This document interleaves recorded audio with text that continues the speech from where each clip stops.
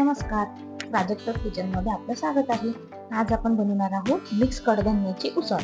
त्यामध्ये मी काळे चणे, पांढरे चणे, वाटाणे, मूग आणि बरबटी हे सगळं मिक्स घेतलेलं आहे. काल सकाळी हे सगळं भिजत घातलेलं होतं पाण्यामध्ये. रात्री असं पाणी छान निथळून काढलं आणि एका कॉटनच्या कपड्यामध्ये बांधून याला रात्रभर तसंच ठेवलं होतं.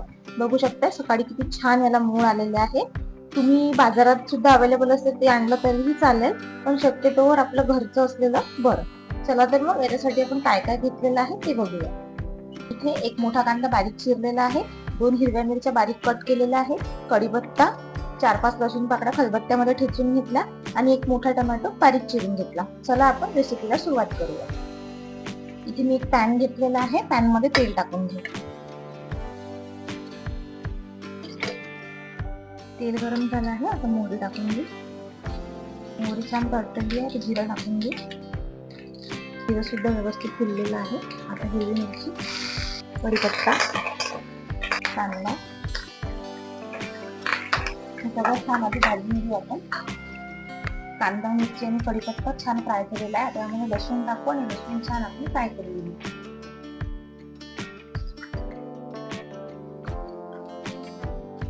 लसूण सुद्धा छान फ्राय झालेला आहे. आता यामध्ये आपण मसाले घालूया. तर लाल तिखट, गरम मसाला, चवीनुसार मीठ. मसाले तेलामध्ये छान मिक्स करून घेऊ.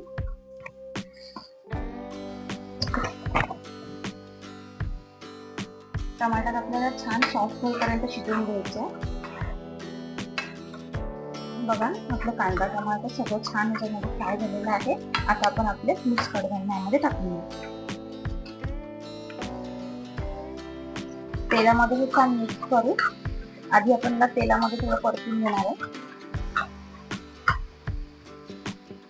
बघा तेलामध्ये छान आपली उसळ मी परतून घेतलेली आहे. आता यामध्ये आपण पाणी टाकून घेऊ. मी साईडला गरम पाणी करायला ठेवलं होतं, आपण तेच टाकणार आहोत. शक्यतोवर गरम पाणीच टाकायचं, थंड पाणी टाकायचं नाही. आता आपली जी कडधान्य आहे ते शिजेल इतपत आपल्याला पाणी टाकायचं.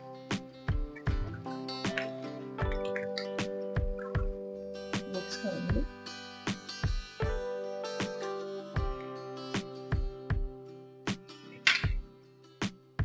आणि झाकण ठेवून जोपर्यंत आपलं कडधान्य शिजत नाही तोपर्यंत आपण हे शिजवू.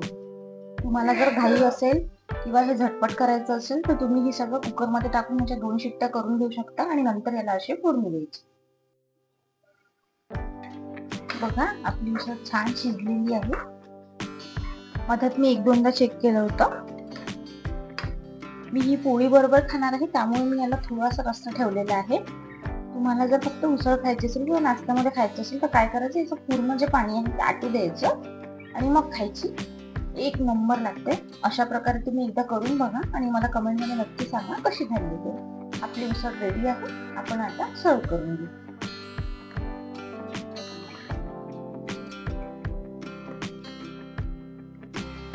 बघा किती गरम गरम छान अशी वाफ निघते. आता सध्या पाऊस सुरू आहे आणि त्यात ही गरमागरम उसळ खायला एक नंबर लागणार आहे. तुम्ही बघा किती छान आपली उसळ झाली आहे. अशा प्रकारे तुम्ही एकदा नक्की करा. व्हिडिओ आवडला असेल तर व्हिडिओला लाईक करा आणि चॅनलला सबस्क्राईब करा. धन्यवाद.